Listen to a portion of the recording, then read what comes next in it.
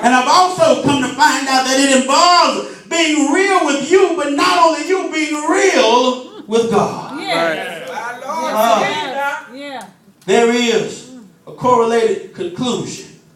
There's the correcting Christ. There is a consistent communion. But then lastly, we see a calibrated completion. Oh, Lord. Sometimes I get frustrated, y'all, with the connection speed of my internet service in the office at my house. Yes, you do. Yes, you do. Yeah, I get mad, y'all. I get all upset and mad because it's like when I really need to do something, that's when it seems like the computer moves the slowest. But then I had to realize that my current connection shouldn't be the same one that I started with. That's true. I had to realize that the internet service I bought 3 years ago shouldn't be the same one that I'm using in my office in 2013. Right. Shouldn't be rapping. So I had to figure out what to do. And I had to calibrate the connection. When you calibrate the connection, you are adjusting what you have to an acceptable version. Right. In other words, they call it an upgrade. And likewise, many of our connections today shouldn't be the same connection to God that we had 3 years, 5 years, 10 years ago. Some of us need an upgrade. Baby, if you got the same prayer you've been praying 20 years, you need an upgrade. If you leaning on the same faith the same faith you leaned on 20 years ago, you need an upgrade. Yes, sir. That's what God. My When you Lord. choose to upgrade your connection, how you operate in that connection has to upgrade as well. Right. Talk about it. In other words, when you choose to upgrade your connection to God, how you operate for God, it has to upgrade as well. Right. When I got a high grade of internet service, my computer started moving faster. When you go high in God, it'll upgrade your service, it'll upgrade your accountability, it'll upgrade your spirit of excellence, it'll upgrade how you react to others, the way you serve, it'll upgrade everything that you do for Him. Come to find out, it'll even do some practical things. When you upgrade, it'll change your mind on how you even view the simple things in church. Let me hear you, Reverend. When I upgraded, it made me believe that I used to be okay with us just dragging into service and taking our time. But when I upgraded, All right. now people at First Baptist will tell you, when the clock strike a certain time, if they ain't in position, I'm going to start it by myself. Because those who worship God, not only do we worship Him in spirit and truth, but we worship Him in a spirit of excellence. Excellence begins with everything. It's even considered starting on. That's it. That's excellence. It's considered coming and serving in the office that you agreed to serve in. That's excellence. It's considered, if you sing, come sing. If you want to pray, come pray. If you want to come and carry the buckets for offering, come and do it. You got to serve God.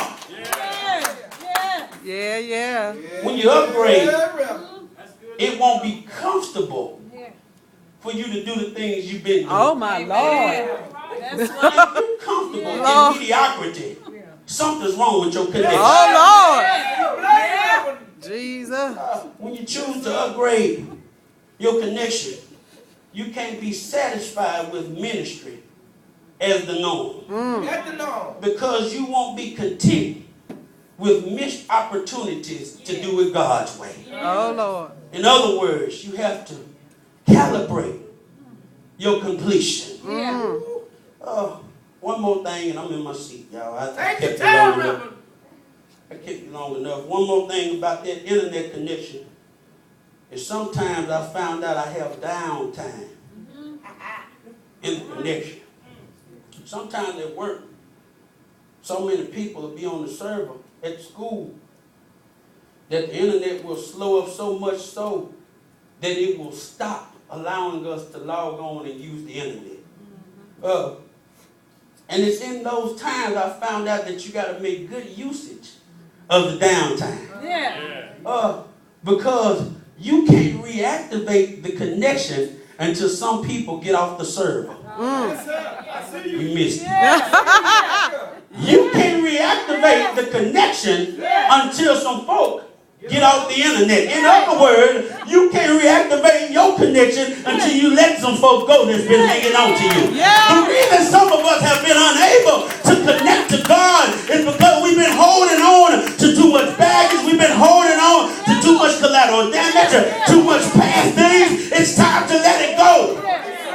Tell somebody, let it go. Let it go. And watch God reactivate your connection. My You gotta Lord. let some things go. Let it go. You gotta decrease in some areas and increase in God. Lord, tonight. I'm reminded of my earlier years in ministry. I would get mad, y'all. I know I guess y'all what you said mean. this become the theme, huh? I would get mad when people would come and join, and it always seemed like something or someone would run them away. I've been there, Reverend. I would get mad, y'all. We doing all this good work. And these folk coming in the front door and walking out the back. What's going And on? one day, I decided to call someone who was no longer coming to the church. And through our conversation, I realized that I could have and I should have done more to fight the bad in order to keep the good. Right. In other words, if the pastor would have been more connected to the people, I could have kept the ministry from missing that member. And my brothers, you know, I see you in the house, but even every now and again, we got to make sure that we too, the spokesman of God, we have times where we don't fully connect and tap into the complete will of God for our lives. Right. But more importantly, there's times when we don't even carry out His true will because of our lack of a connection. Even us, my brothers. The Bible for everybody, ain't it? Even us, the spokesmen and women of God, even we have to make sure that we remain in the connection. Help us tonight, Reverend. And so, what is the cost of connection? Cost of connection simply says that you have to be willing to lay it all on the line.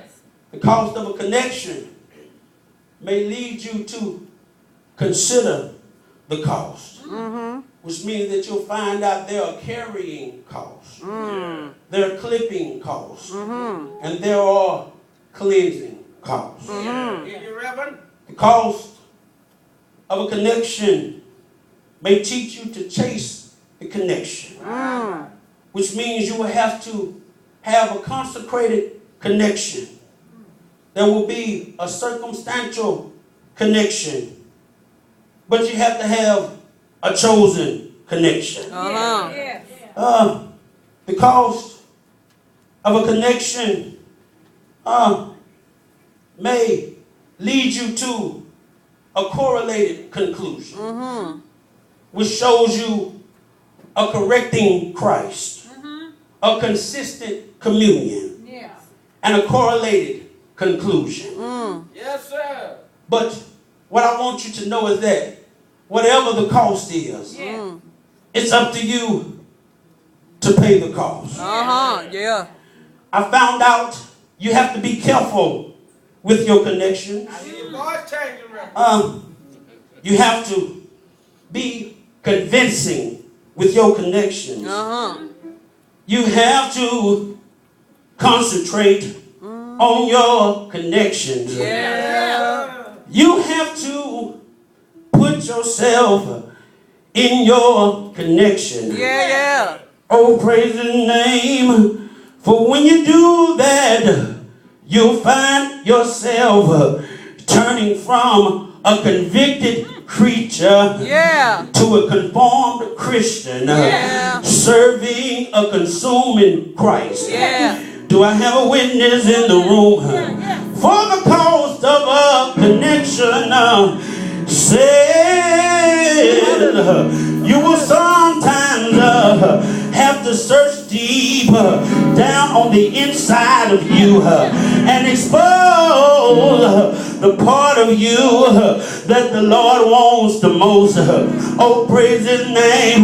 The cost of a connection will say sometimes it will involve some sacrifice. Sometimes it will involve some self-sufficiency, and sometimes it will involve a submission. Oh, praise His name. But whatever you do in the house on tonight, you have to realize that you must do it for God. Oh, praise His name. Why don't you turn to your neighbor in the house on tonight if you're ready to be a witness for the Lord, and tell your neighbor, I'm ready to reactivate my connection. I'm ready to start back over again with the Lord. I'm ready to give myself unto Him, because I realize when I give myself to the Lord, when I give myself, yes sir, when I give myself unto the Lord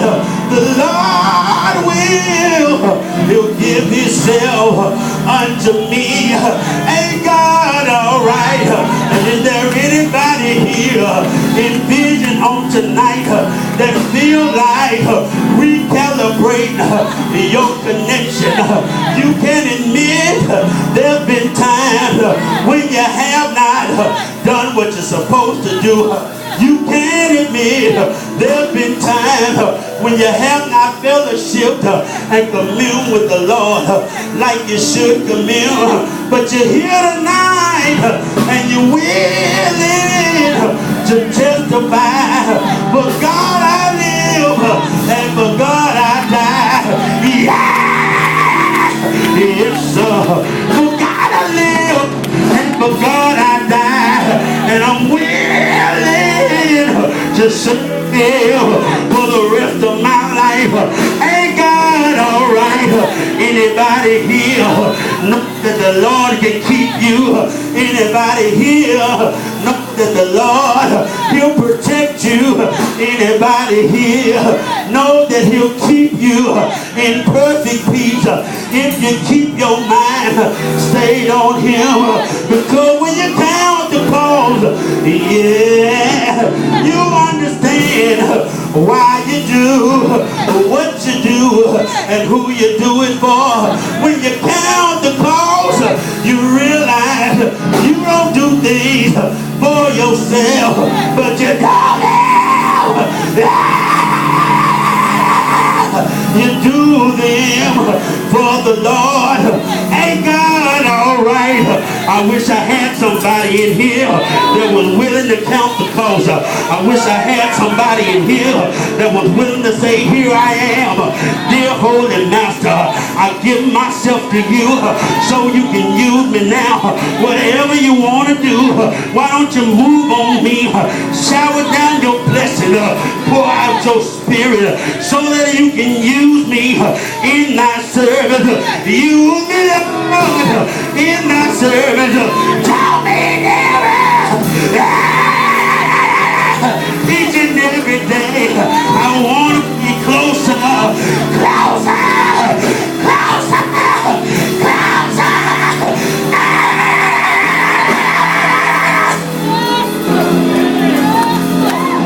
Ain't God alright? I said, ain't God alright? Won't He pick you up, turn you around? Yeah, yeah, yeah.